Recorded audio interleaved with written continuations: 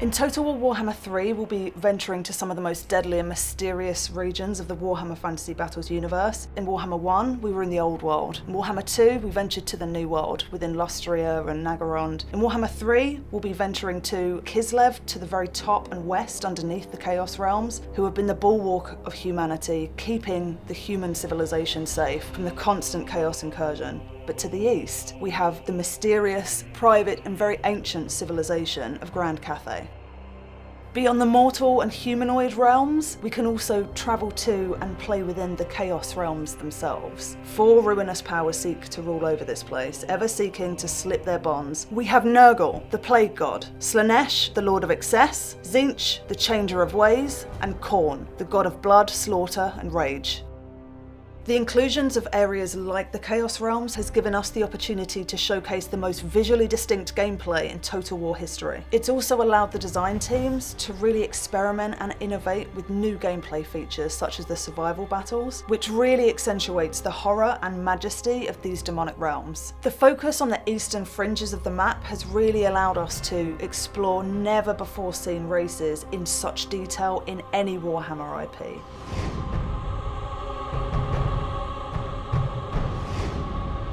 The overall philosophy has been to really mirror the asymmetry that you see in the tabletop game that Games Workshop have created, and that provides a lot of fun as players work out what are the strengths and weaknesses of all the races and how to use those in their favour. We've really looked to push the variety in this game, both in terms of the gameplay variation, the mechanics available for each of the races, and the content of each of those races, the rosters, the units, the heroes, the spells. Kislev have a quite conventional style with their army. They're built around rock-solid line infantry. And the good thing about their line infantry is a lot of it is hybrid infantry, so not only is it awesome in melee combat, but they have powerful missile weapons as well, which allow them to thin the enemy as they approach. They're bolstered by the Patriarch characters who will stand behind them and have a variety of support abilities, which will enhance the infantry's ability to hold the line. Alongside those, we have Ice Witches and Frost Maidens using the Law of Ice and the Law of Tempest, which are 2 very powerful spell laws with a wide variety of spells, both for killing the enemy, debuffing the enemy, buffing their own troops. And they're supported by artillery, a wide variety of cavalry as well, including bear cavalry. Khorne, a fairly simple faction to play in terms of the concept behind it. They don't have magic to use, they have very few missile units, but they do have innate magic resistance. The idea behind them is to get on the front foot, to approach the enemy and to get stuck into hand-to-hand combat, and doing that will fuel their powerful army abilities, which will help them to achieve victory. It's blood for the Blood God, skulls for the Skull Throne.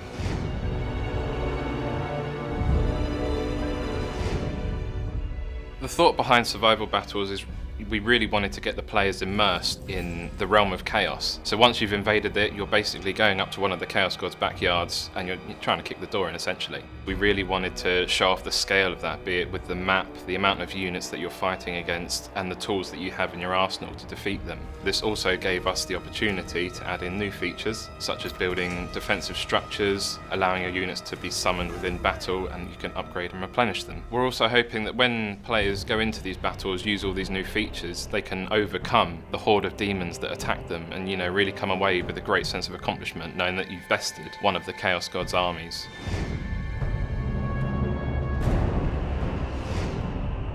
The artistic philosophy has kind of been bigger, better, badder in terms of the way we've kind of developed the art. Everything is kind of done at a grander scale. It's done to be much more gruesome, it's done to be much more interesting and exciting. Especially with a lot of the new races coming in, we really want to make sure that we differentiate the game from the first 2 games, whilst also making sure that it fits within the same universe and feels part of the trilogy.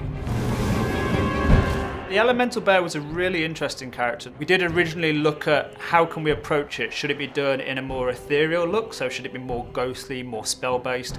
Or should it be much more of a physical entity? Is it something that is physically created, or is it something that is generated by the army or via a spell? And so we came up with a nice compromise where a spell is cast and then the unit kind of comes together out of a pile of snow and trees and rocks from the ground, and it turns into this massive entity basically, which is just capable of crushing vast swaths of units. And I think both us and Games Workshop were really happy with the approach, especially once we handed it to the animation team and really saw it moving. It's something unlike anything any players have seen before in game.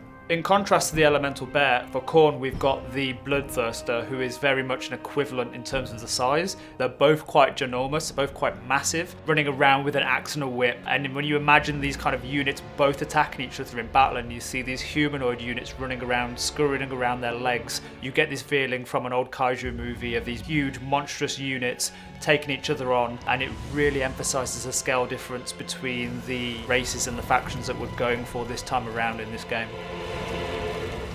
From an artistic point of view, we really want players to take away how big and bold we've really taken the franchise with this third game. We're really going to introduce quite a lot of new characters, quite a lot of interesting and diverse visual identity, which will really separate this from the first two games. From the gameplay point of view, we really want to show that we've taken the experience that players are familiar with from Warhammer 1 and 2 and really polished it and refined it, whilst also introducing some nice little surprises in there that will really make it the best playing Total War Warhammer game we've ever made.